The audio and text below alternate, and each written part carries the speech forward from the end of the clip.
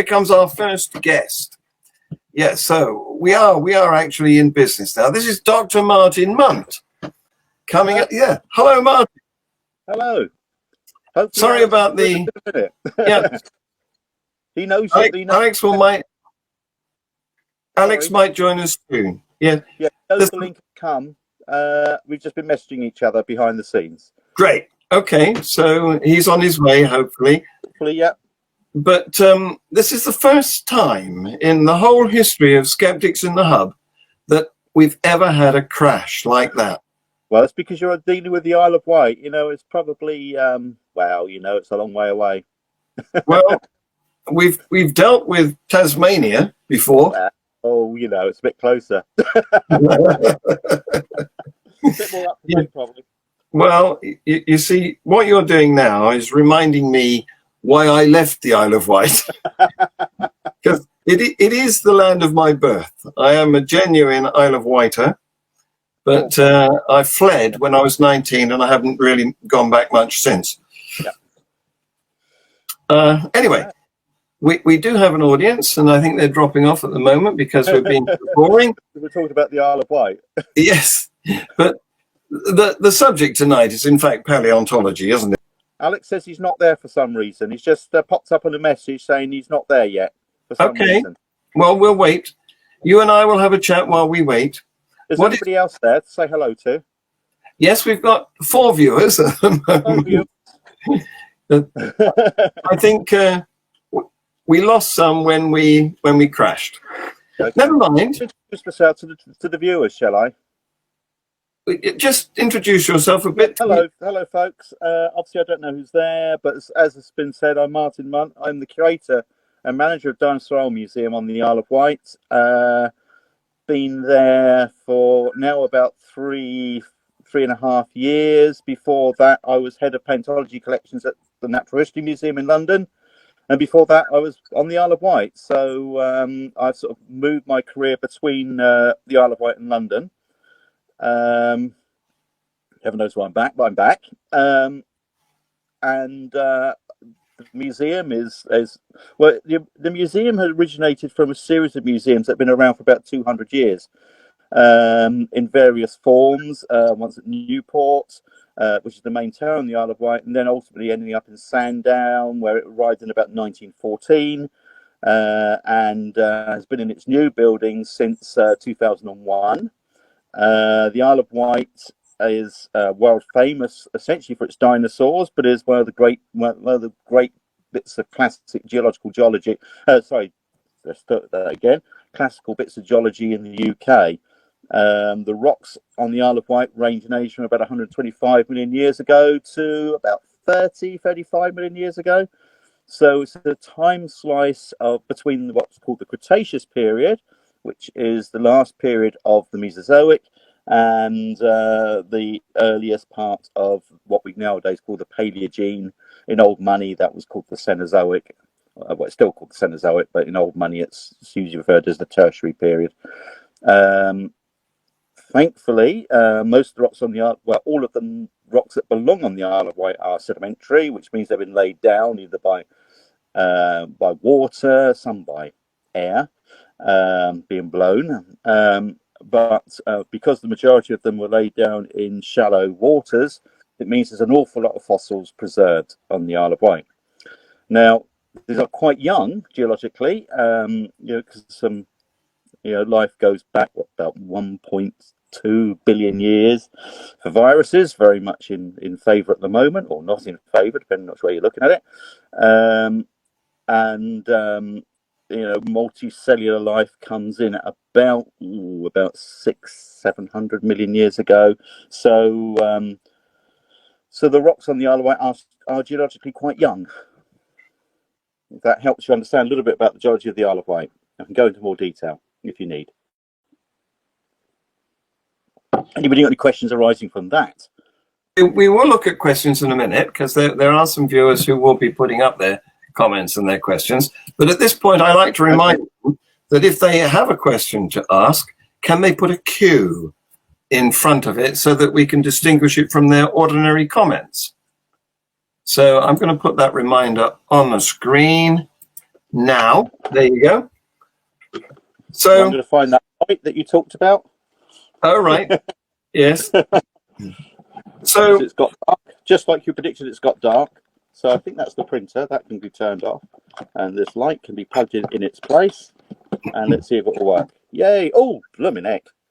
You will answer the questions. It's Conservative Party headquarters. Great. There you go. Is that better? that's fine. Yeah. That's better, isn't it? Yeah. Very, very Yeah. handsome. Yep. Right. So, so the Kimmeridge clay stratum doesn't extend to the Isle of Wight, does it? Well, it will be down below the surface on the Isle of Wight. Yeah. It's No help. sort of early late. We'd call it early late Jurassic. It sounds a bit contradictory, but that's the way we've referred to it. Kimmeridge clay, as in the name, is exposed at Kimmeridge in the Kimmeridge area in Dorset. There's also exposures of Kimmeridge clay in Yorkshire, on the Yorkshire coast, and there are some natural equivalents in Scotland. The Kimmeridge clay itself is not at the surface of the Isle of Wight; it's way down below the ground. Right. It may be, well, it's certainly be underneath where I am here in Cales on the Isle of Wight, but to say it's many meters down below the ground.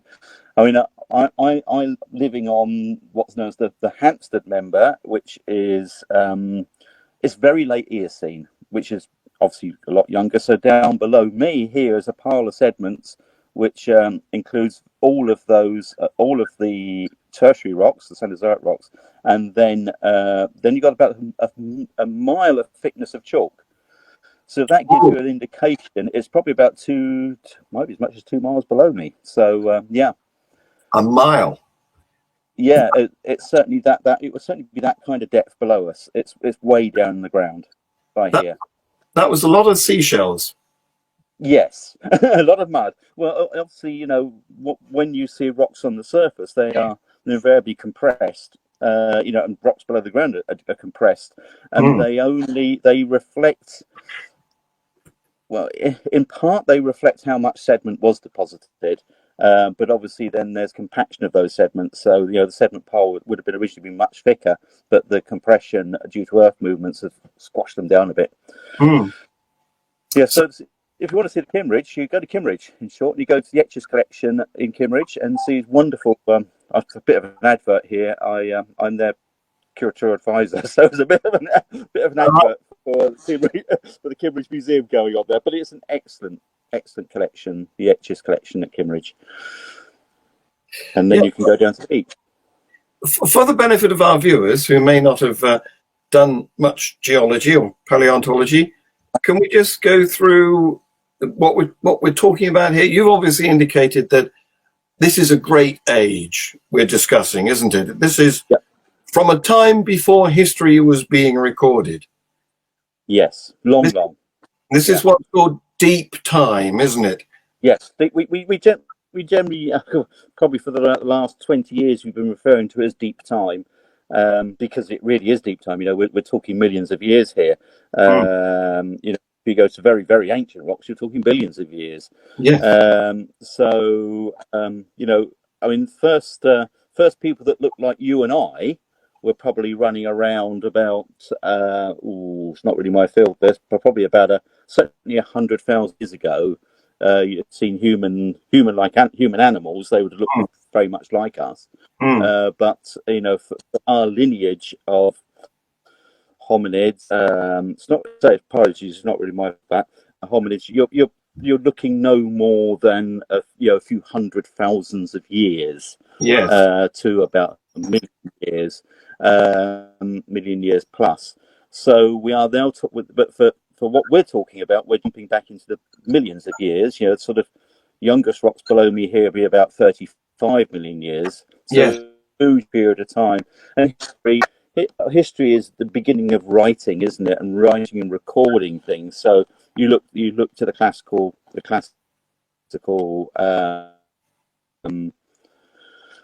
of ancient Greece and Egypt and their cursors who invented writing, people like Sumerians. So you're talking thousands of years, only thousands of years. Yes. Okay. A mere drop in the ocean There's of a bit time. of delay to setting in this. Yeah, I can see I'm doing the max room bit again. Yes, we have a dodgy connection again, don't we? Yes, and Alex hasn't appeared yet, but we are expecting Alex to come along, hopefully. It's gone crackly again. So there are three types of rock. There's igneous rocks, which were liquid at one stage and solidified as the earth cooled. And some of them have subsequently melted and come out of volcanoes. But there's also sedimentary rocks, which were formed by the erosion, the wearing away of the igneous rocks by water and wind, and then washed by rivers and rain down into the sea or lakes, where they settled and sedimented in layers, with the oldest ones at the bottom. It's a bit like your emails, where you've got the oldest ones at the bottom and the newest ones at the top. So we can tell the age of a rock by its position in the sequence, or roughly. And then there's metamorphic rocks, which are sedimentary rocks that have been cooked by a volcano or something. So chalk turns into marble thanks to heat. And the ones which are rich in fossils, and this is about paleontology, so that's the ones we're interested in, are the sedimentary rocks, because they were formed in water for the most part. And as animals died, their hard parts settled to the bottom of the sea, where they gradually petrified, fossilized, turned into rock. And I see we've got Alex here, so I'm going to bring him on screen. Hello, Alex. Hello. Sorry, I'm here now. Great. Nice to see you. We've had some technical problems tonight, which is unusual. We haven't had those before, but we do seem to have a strong connection with you now. Brilliant. So would you like to introduce yourself a bit to the viewers? Okay, hello. I am Alex. I work alongside Martin at Dinosaur Museum.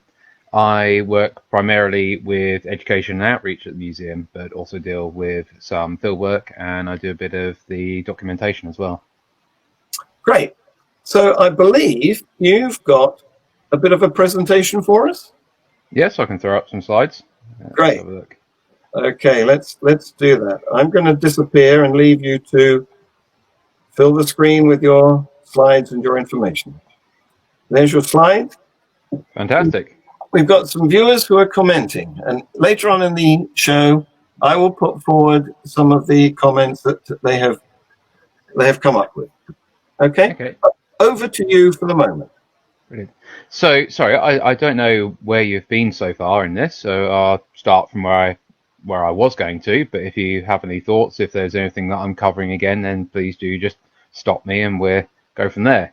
So something that we've got up at the moment is a geological map of the Isle of Wight. So if you're not already been told, Dinosaur is a museum based in Sandown on the island, and the Isle of Wight is a fantastic place for geology and paleontology. It's got this really unique system of rocks that we don't see in many other places, and that's really important. So if we go back to about 300 million years, we start to see the early formation of the Atlantic Ocean.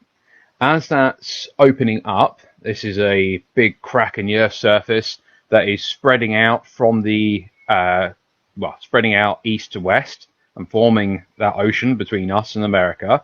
As it does that, it forms a lot of east-west trending cracks. These cracks are effectively what has formed the English Channel. It's formed a lot of the downs, the hills that we see on the Isle of Wight, in southern England, all the way up beyond London, up to Bedfordshire, in northern France as well. All of this relies on these deep down seated faults, which have been moving on and off over the last 300 million years.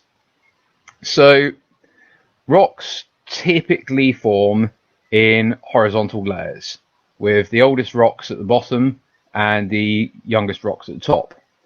That's what usually happens. We then do occasionally have diachronous rocks where similar rocks of different ages, it all gets confusing. They start to form because of sea level variance, but rocks generally form in horizontal layers. And that is what started to happen on the island about 125 million years ago. And this is when we start seeing dinosaurs living on the island.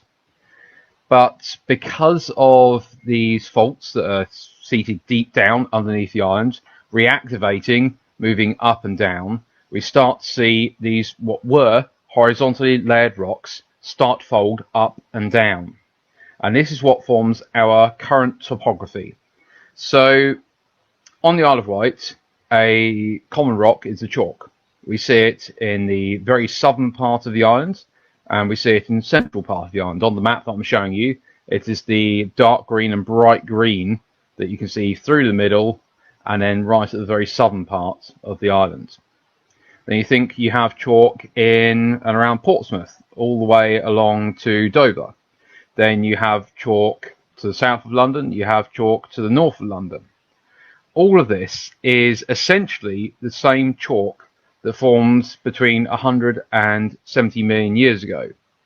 But because of all these east-west trending faults that are underneath the Isle of Wight, underneath southern England, the chalk that was in these horizontal layers starts to be bent up and down, up and down. It forms the topography that we have today and exposes the rocks that we have around us as well. So I went into a long rant about geology there because it's quite important to what rocks are actually exposed on the surface of the Isle of Wight. Because if it wasn't for all of those faults and these folds forming, we wouldn't see these very, very old rocks exposed on the surface. We'd only see the most recent rocks that have formed. So if you have a look at the map, you can see in the southern part of the island, particularly along the southwestern part, you've got quite a aquamarine blue colour. And you've got exactly the same blue colour on the eastern side of the island as well. This is the Wessex Formation. This is the oldest rock that we see exposed on the Isle of Wight. It's about 125 million years old. This is the rock that dinosaurs come from. As you go both north and south from that, the rocks start to get progressively younger. And we start to see a marine transgression. This is where, because of a combination of basin depression, so land level becoming relatively lower, and because of relative sea level rise, seas start to encroach on the land. So slowly, over a very long period of time, over about 25 million years, deep seas start to form over the island. That carries on for quite a long time. So we're saying the Wessex Formation, these old rocks that contain the dinosaurs, are about 125 million years old, and they get younger and younger as you go through, and then we start seeing these deep seas form about 100 million years ago. That carries on until about 70 million years ago. At this point, these faults that are deep down underneath the Isle of Wight start to reactivate. It starts to lift the chalks that had formed up out of the seas. They start to erode down, they start to fold over, and it starts to form the basics of the islands and, well, southeast England's topography. At this point, we start to see younger rocks form up against a fold through the middle of the island. So the northern part of the island, where we've got these much lighter colours, light blue and light purple, we start to see a basin and shallow sea form. And this forms rocks that are about 40 million years old. These are very, very important for more recent fossils, but we can get into that. So that's the basics of geology of the island. Then if we get into the paleontology of the island. The Isle of Wight has been studied for geology and paleontology for the last 200 years. It's one of the first places that people started to study the basics of geology and paleontology. And it's well known for many, many different things in terms of fossils.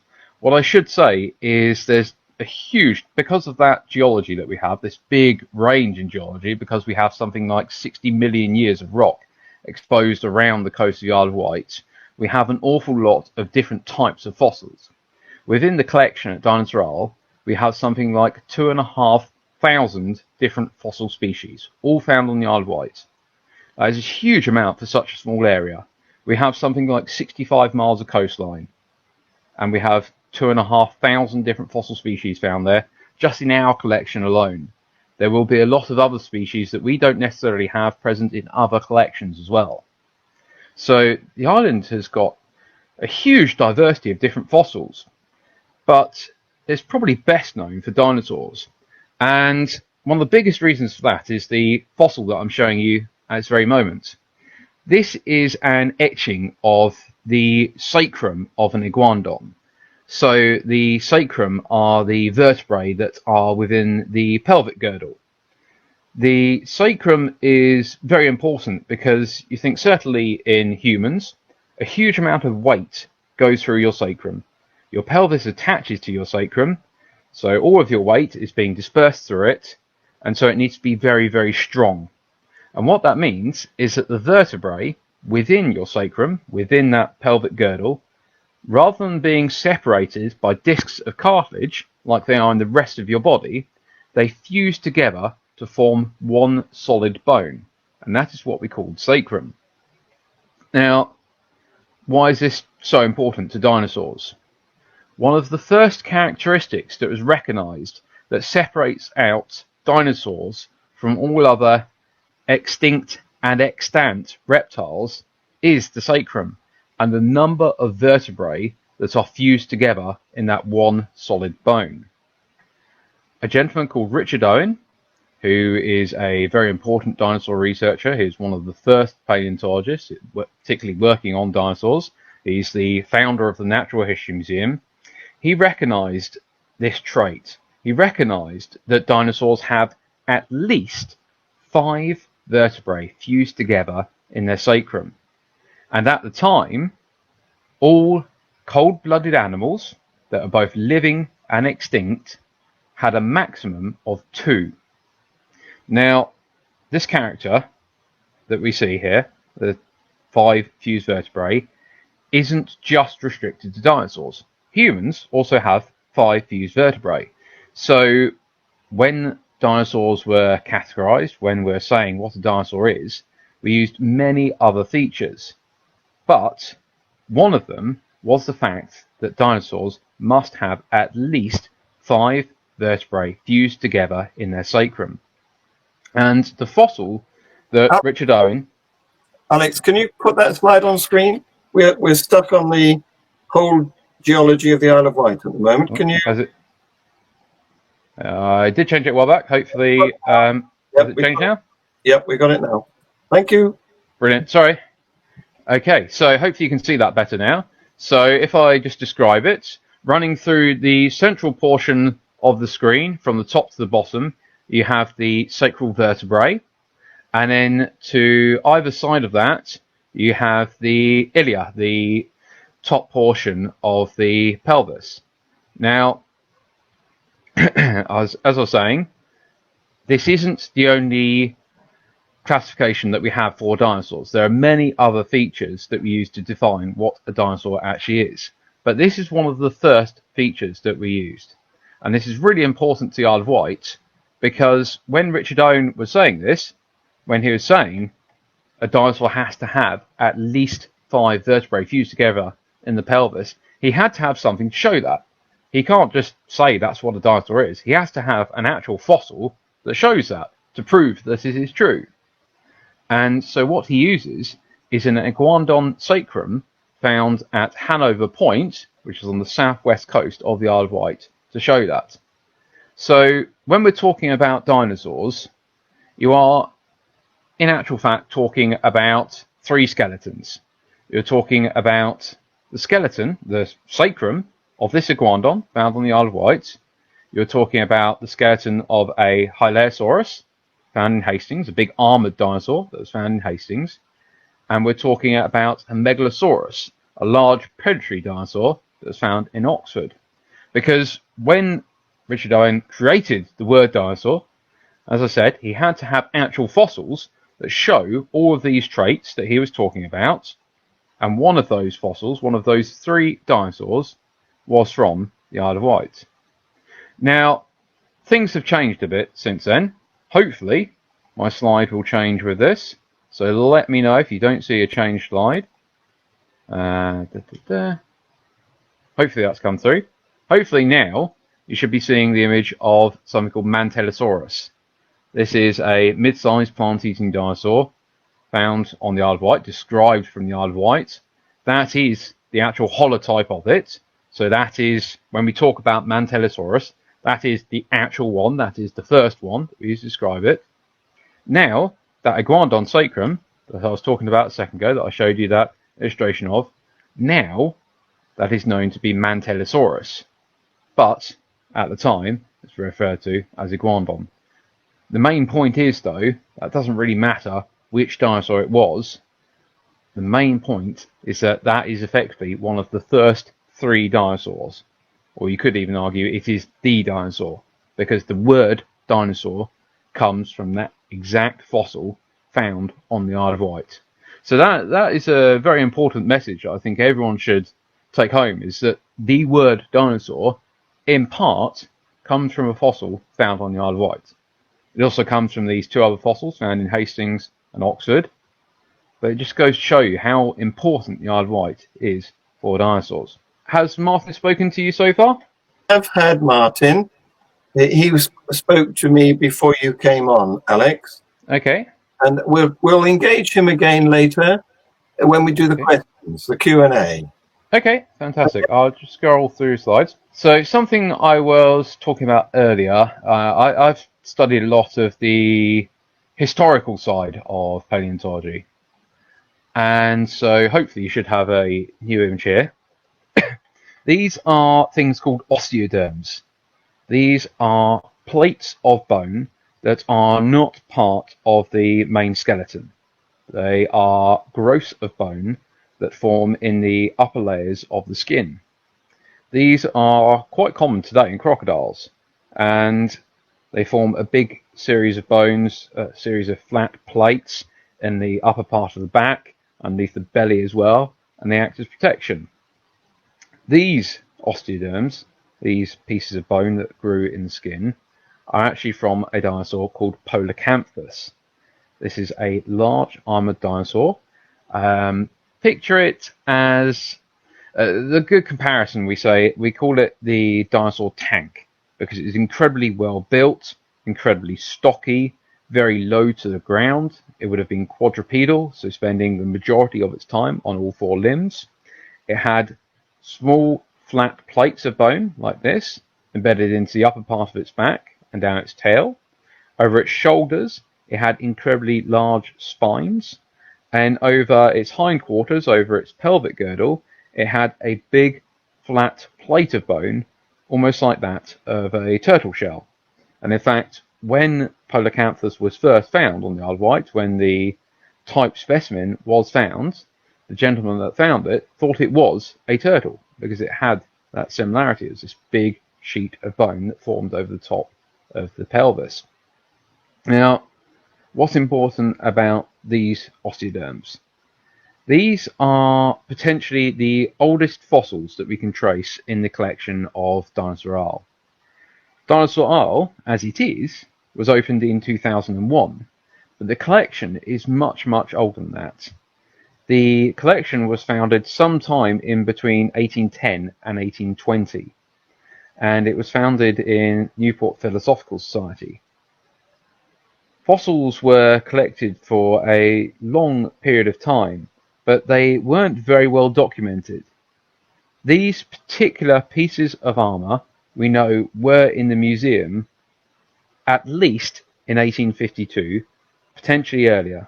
So historically they are very important, because these are some of the first bones that would have been found on the Isle of Wight. They are some of the first pieces of this dinosaur that would have been studied on the island.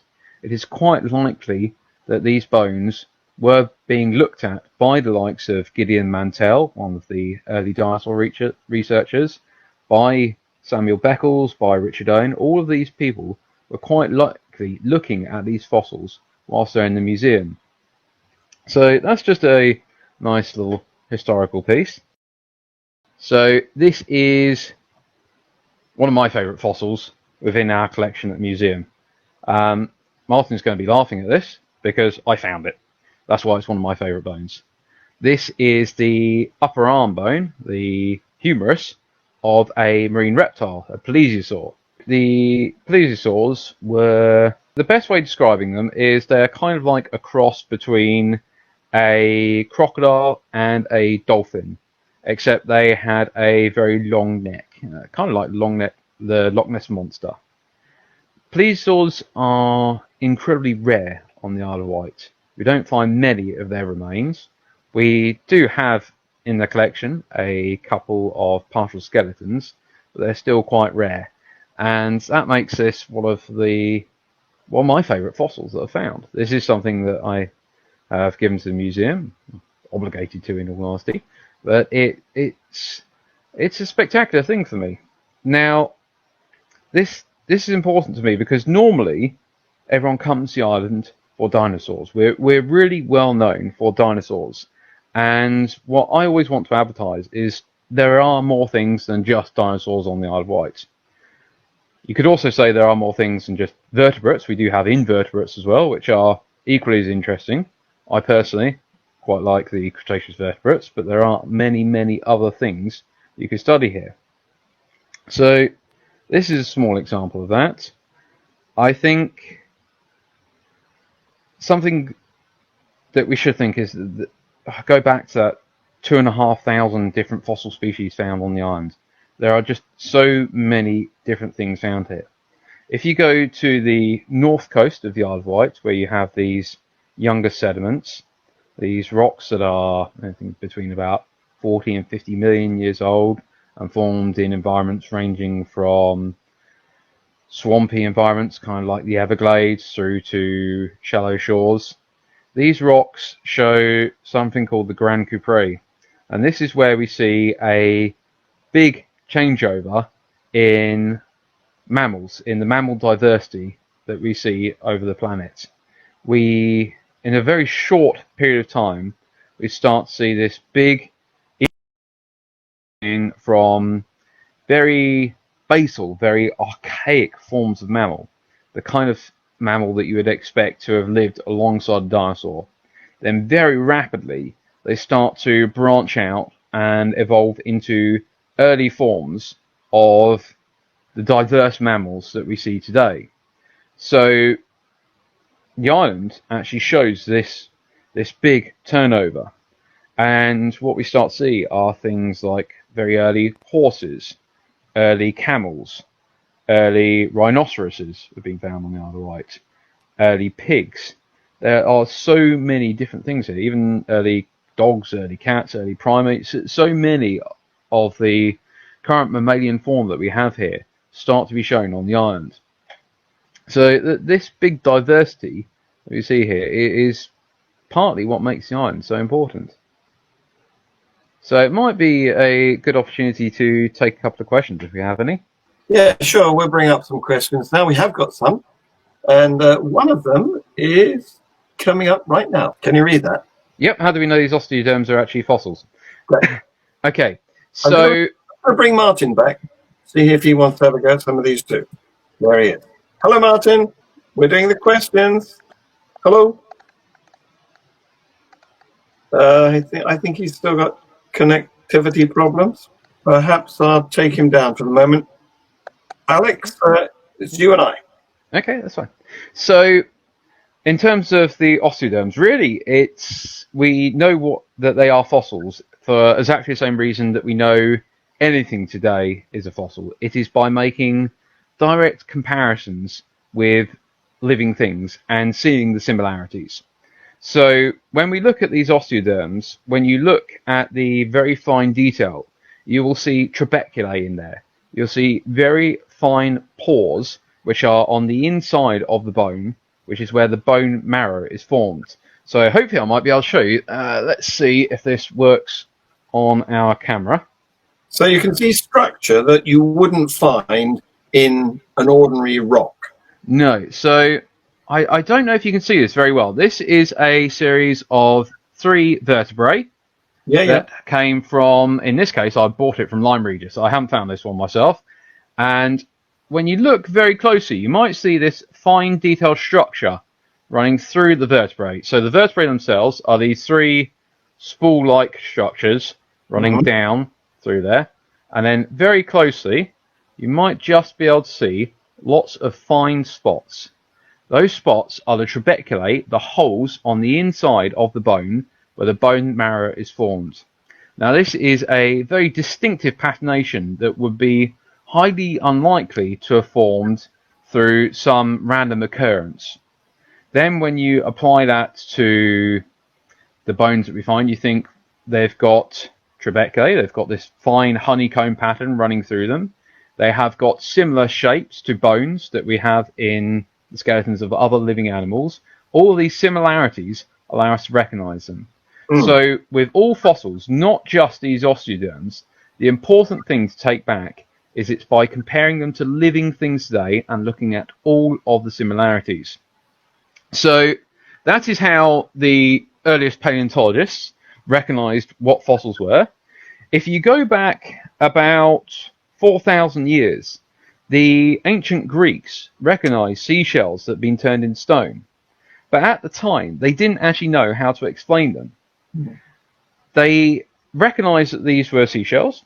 They recognized that they were high up on land where there weren't any seas. But they didn't have a good enough understanding of geological processes to say how these things had formed. Now, it's quite possibly this is why we have the mythology of something like Medusa.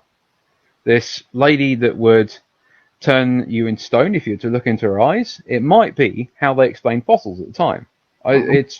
It's a possible. I'm not saying that is definitely how it happened.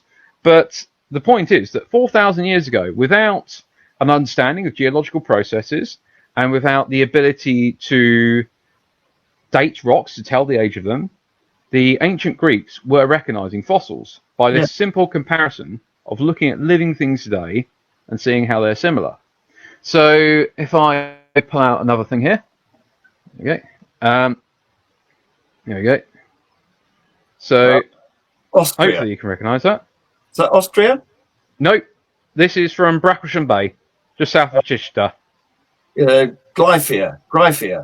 No. Gryphia is an oyster. So what you'd see is one rounded shell and then one flat shell underneath it. This one has symmetry. It has mirror symmetry. So this is a clam. I think the current name is Venericardia. Martin would correct me on that one. I'm not too hot on the invertebrates. But hopefully it's fairly obvious as to what it is. I think I might have glued this together now. You can see that as a clamshell. But this has come from rock. That is how we recognise fossils. It's turned into rock. It's petrified. Petrified is a very specific term. Petrified is a term that you'd use specifically for plant material that has been replaced by silica. So it is a specific type of fossilization. There are many different types of fossilization. The main thing that they all have in common. So when I define fossils, I say they have to be three things. They have to have changed in some way. So the minerals that are made of will have changed in some way. They have to be evidence of something that was living. And finally, they have to be at least 10,000 years old. Usually we say that for something to be a fossil, to kind of separate it out from archaeology, modern social history, we say they have to have come from at least 10,000 years ago, before the written word, roughly. Now, when I was saying about fossils have to have changed in some way, the way that they have changed and what they have been replaced by can be very varied. You could have body fossils where the initial fossil has been replaced by a new mineral. So like with the Ichthyosaur vertebrae that I showed you earlier, the bone has been replaced by a new mineral. You could have a form of infill. So, for example, here I have a nice little ammonite. In this case, there is none of the original animal left at all. What we have is rock that has formed on the inside of the shell. The shell itself has been dissolved away. So you're just left with an internal mould. So this is it is a body fossil because it's showing evidence of the original animal, but to a certain extent it is also a trace fossil because it's not actually part of that living creature at all. So, what's a cast then? What will be what form of fossil would be a cast? That's where it's a hole left in the rock where the fossil used to be that's filled up with some other originally liquid rock material that's crystallized. So that hammerite that I just showed you could have been a good example of a cast because it is the internal mould of the shell. It is a reflection of the shape of the inside of the shell. The actual shell is no longer there. One of the more common cast forms of fossils that we find on the island are dinosaur footprints, where dinosaurs were walking through what were soft sediments that eventually lithify and turn into stone to retain the original shape of the footprints. Those are two very good examples of cast fossils, I think. Yeah, so one of the problems we're up against here, I think, is that people who have not had much of a scientific education don't know that bone has structure. They think of it as sort of rock itself. So they don't realize that it's got an inside with shapes and, formations that are very unlike rock and are only found in living creatures. So something that's very important to remember that is you think if you break a bone, it can heal. That shows that it is living material. Your bone is constantly growing, actually. From what I remember, it, on average, roughly over a period of about 7 years, the minerals of your bone will have been fully replaced. So the bones that you have inside of you now are not the same bone that you're born with. The material that they're made of has been replaced because it's living cells are creating and depositing that mineral that is the actual solid part of the bone, and the cells that are there are not preserved themselves, but the shape that they took, the form that they created, will still be preserved in the fossil. So I've had about 10 skeletons so far. Yeah, I can comment on that, but roughly every 7 years. Whoops, what a giveaway. So what about this question here? Do these 5 fused vertebrae appear in both lizard-hipped and bird-hipped dinosaurs? Now, the bird-hips are the later branch of the dinosaurs, are they? This was an older classification that for some people has changed. So we're talking about this way that we define fossil. When I was saying that we make comparisons, we look at rocks, we look at living things today, and we see similarities. That is how you'd also define living creatures as well. You look at the similarities that each living thing has with each other. So we talk about how humans are related to other apes because of these similarities. And when you look at myself, you might see similarities with a gorilla. There are those similarities there. I am a mammal. I have similarities with a cat, with a dog, with any other mammal. I am also a vertebrate, so I have a backbone, just like a dinosaur. I'm more closely related to a dinosaur than I am to worms. So we look at all these ways of grouping living and extinct creatures. And one of the ways that we used to group dinosaurs is by the structure of their hips. Some dinosaurs have a structure that is more common to birds. Some dinosaurs have structure that is more common to lizards. It's not easy to describe that in all honesty without pulling up a few pictures. But to answer the question, it is a common feature to all dinosaurs. Great. Regardless of their actual pelvic girdle, they have, I should say, at least 5 fused vertebrae. It can be more. Right. The main point when Richard Owen was defining this is that they have to have at least 5, possibly more. We are talking about dinosaurs potentially being quite small. Some dinosaurs would have been the size of a crow or a magpie. Some dinosaurs, we have got good, fairly complete skeletons that are about 40 meters in length. So you're talking about tens of tons of weight. That weight is going all the way through their hips. they have to have something there that is going to support that. So sometimes they did have more fused vertebrae in there. And certainly in some of the older dinosaurs, some of their lumbar or even tail vertebrae start to fuse onto that sacrum as well, which gives it even more strength as they get older. So we are talking about something like a London bus here, aren't we? Being supported on a few bones. Yeah, effectively, it's when you think about when we're standing upright, the majority of our weight is being transferred through our pelvis, and so it has to be very, very strong bone. It's something that we can use. The way a bone is built is very useful for us into identifying what the bone is. So actually, our vertebrae, our backbones, relatively to the rest of our skeleton, don't bear that much weight.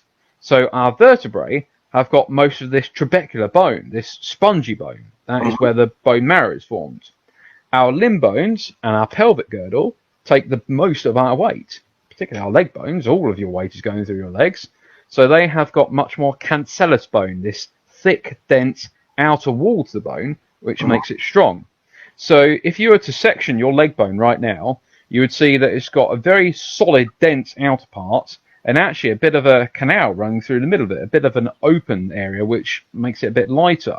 That's right. If you were to section a vertebra, you'd see lots and lots of this spongy bone on the inside of it, because our bones vary depending on the function, what they're doing, because of basic things like how our body is transferring weight. Yeah. And dinosaur skeletons did exactly the same thing as well. Yeah, think of a leg of lamb, for those of you who are not vegans, and you will see the outer thickness of, like a pipe, to give a resistance to bending, which is what you need for a leg.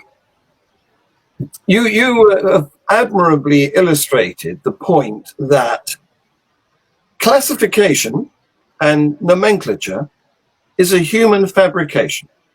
We have put these things into groups for our convenience. They weren't presented to us with these names in a fait accompli. A lot of people don't understand that. No. That is a very important factor for me when we are talking about evolution and whether it is something that did or didn't happen.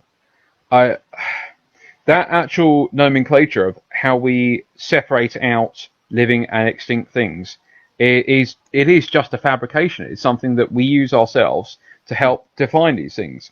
And so evolution, whether it did or didn't happen, it's entirely reliant on us actually classifying these things in the first place and saying, yes, they are different things. If you start changing that, if you start playing with it, which we do because we are constantly reevaluating how things are related, what they actually are, then it messes with the whole system. And to me, when people say that there's no evidence of evolution, I'd say the only reason you can say that is because of how we classify living things today, how we put them in these different groups. It's just our need to classify things. It's just that human nature to need to do this. We want understandable patterns. Yes. So, have you ever found a bunny skeleton in the Cretaceous, Alex? No. Well, there you go. If you did, that would falsify evolution. So, something that we were talking about earlier is the concept of a conversation I had with John anyway, was about how we age fossils, how we tell how old they actually are. This is something that we've only actually been able to do in the last 50 or 60 years using radiometric dating. When the earlier paleontologists were working 200 or 300 years ago, they did not have the technology to do this. They used a very, very simple principle that makes total sense. They used relative ages. So they said, this rock is older than that rock, firstly based on the basis of continuity, so rocks at the bottom are older than rocks at the top, but also based on the actual fossils that they're finding in there. So they started to group up rocks based on the number of comparable species they have in the rocks to living things today. So, for example, if a rock has, say, 10 fossils in it, and 80% of those fossils are still alive today, That is a relatively young rock. Hmm. If you find a rock that has 10 fossils in it and only 20% of those species are still alive today, only 2 of them are still alive today, that's older because they have changed over a long period of time. And so, although when paleontologists were first working, they couldn't give you actual ages of these rocks, they could give you relative ages in very accurately, actually. They got it pretty much spot on for a very long time, just by doing a simple process of looking at the number of similar species to what is alive today. Yeah, and of course that's when they discovered that there's been a progression, starting from simple and ending up in complex, broadly speaking. I mean, I know there's been some diversions on the way, but you can see how sophistication has appeared over the geological timescale. Yes, absolutely. So, certainly, dinosaurs are a great example of that, and that is why the Isle of Wight is so important for the study of dinosaurs, is because we've got this fantastic period where you're going from very basic Jurassic dinosaurs to very highly derived, highly evolved late Cretaceous forms, and we're kind of slap bang in the middle of that, and we start to see all these early changes. So a large predatory dinosaur that we find on the Isle of Wight, near Venator, is somewhere in between the allosaurs, the Jurassic dinosaurs, and the Carcharodontosaurus, the Carcharodontosaurs, sorry, the late Cretaceous dinosaurs. It shares traits with both of them. When we look at Baryonyx, an early Spinosaur that we find on the Isle of Wight, it shows traits of both Spinosaurs and earlier theropod dinosaurs. That we are seeing this evolutionary change. And it goes back again to this whole concept of this human nature of needing to classify things. I don't know, many of you have probably heard of Archaeopteryx. When I was at school, I was taught it is the oldest bird. It is the first bird. Then, just after I finished university, about 9 years ago, it became a dinosaur. Then, a couple of years later, it became a bird again. Yes. And now I think it's a dinosaur again at the moment. I can't remember what the consensus is on it. But there is this fossil, this Archaeopteryx, has got so many traits of both birds and dinosaurs. Yes. We can't say what it actually is. It is very hard to actually classify it. If that is not evolution, I don't know what is. Yeah. Well, when you can't classify it because it's got traits of everything. Yes. That's the in-between here. That's the missing link that people exist. Well, there's a school of thought, isn't there, that suggests that the birds existing today really ought to be called dinosaurs. Yes, absolutely. There is very good evidence that birds are the descendants of dinosaurs. There has been work done where we started using proteins to turn off the coding within bird embryos that tells them to grow into birds. We started trying to say, don't grow into a bird. What we've managed to do is started to form embryos that have got bird-like features, but they have also got bony jaws with teeth. Yeah. So by telling them don't grow into a bird, they are starting to grow these other features. Yeah. Where do they have these genetics from? They've got beaks with teeth in them. Yes, there you go. Why would they have that? It's all these questions. Very confusing. It's because they share the DNA. I would believe that myself, yes. It's an obvious explanation, isn't it? Yes, it is. Steve Stirley is asking us here, we talked about the rocks folding, didn't we? Yes. And he says, does that not destroy the fossils? Well, of course, my thought to that would be, if you've got a mile depth of rock, it might fold, but there's going to be a lot in the middle that doesn't really get crushed. Oh, it's very common to find heavily distorted fossils. Absolutely. Yeah. Yeah. So many of the fossils that we find in the chalk of the Isle of Wight, which is the rock that showed the most deformation, the most bending, the fossils themselves are deformed just as the rock would have been as well. Right. So absolutely, I wouldn't say it destroys them, but it does deform them. And the formation of metamorphic rocks, so where sedimentary rocks have been exposed to high heat or high pressure, that is where you can potentially destroy fossils. Yeah. That is where fossils can be completely broken down. So absolutely, it can distort fossils. It can break them down as well. Yes, but you do get some examples of marble that have fossil in. Yes, absolutely. Yes. It all depends on how it's formed, how much pressure it's been exposed to, how much heat it's been exposed to, when it was exposed to these things. Yes. One of our skeletons, we have a dinosaur called Mantellosaurus, a very complete skeleton of this within the museum. Along the neural spines, so along the top part of the vertebra, the bits where if you look at someone you can see all those little lumps down the middle of their back, those are neural spines. Along the neural spines of this Mantellosaurus, there was a good part of a tree trunk, and it was just smashed, all those spines. Yeah. The trunk is still on top of it, and the bones are all broken over the top of it. So absolutely, these processes will destroy fossils. They will break them and destroy them. We are just very, very lucky that they have formed. Well, it's no wonder that fossils weren't discovered for hundreds of years. It's because the chances of them surviving all the processes that they've been through over millions of years are fairly remote. Absolutely. I think if we compare the number of species of extinct to extant, so number of species alive right its very second, compared to number of species that we have found in the fossil record, there is more than 100 times as many species alive right at this very moment than what we've found in the fossil record. Yet the fossil record goes back for 4 billion years. But that is how unlikely it is for something to become a fossil. Yes, yes, indeed. Not only does it have to become a fossil, but then it has to be found. Absolutely. So there's another factor involved in there.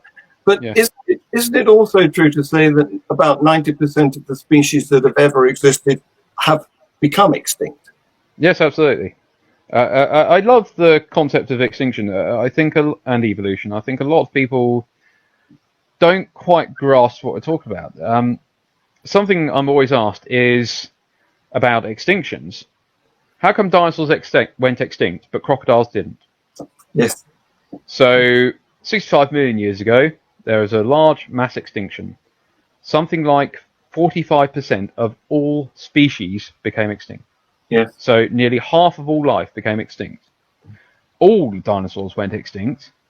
Many other species went extinct as well. Only some made it through.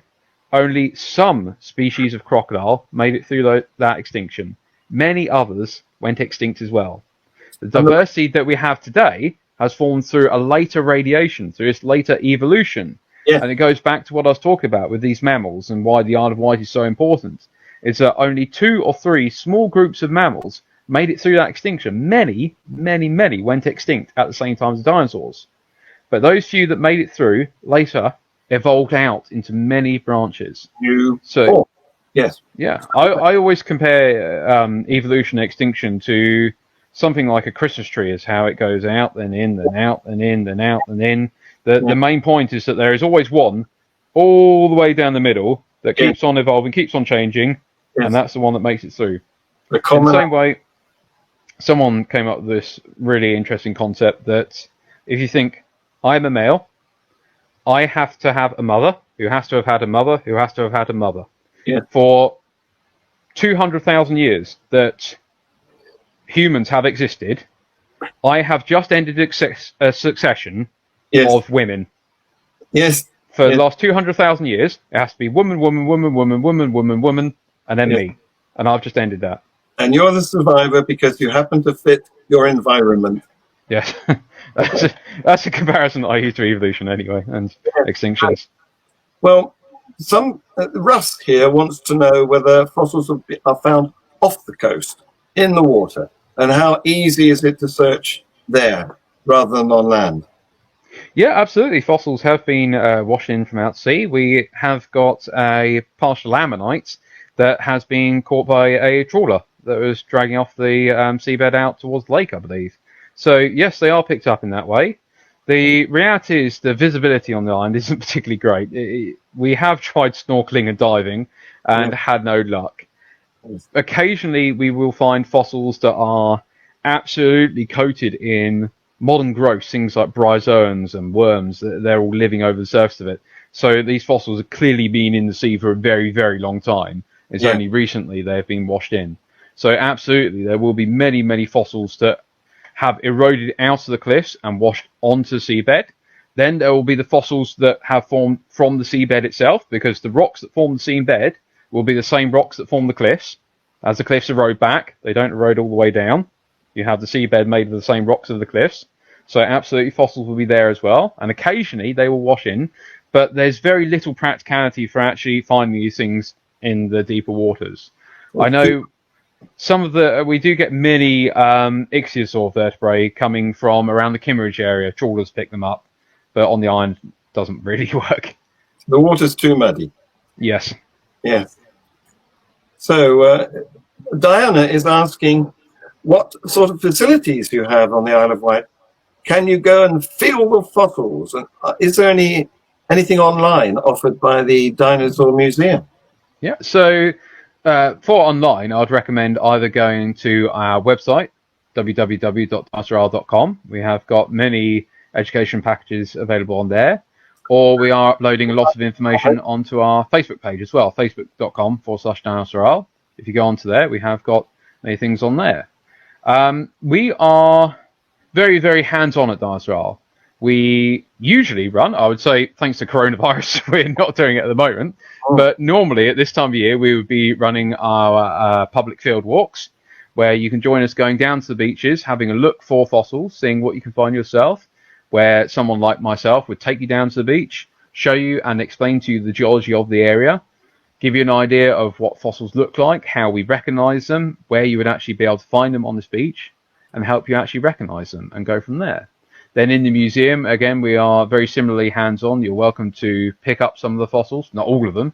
Certainly some of our type specimens and the important displays you're not allowed to touch, but we do have fossils that you're welcome to pick up. You can ask us questions about them and go from there. So, yeah, absolutely. Have a look at our website and our Facebook page, and also consider visiting the museum, because we are very hands-on, and that is for adults and for children.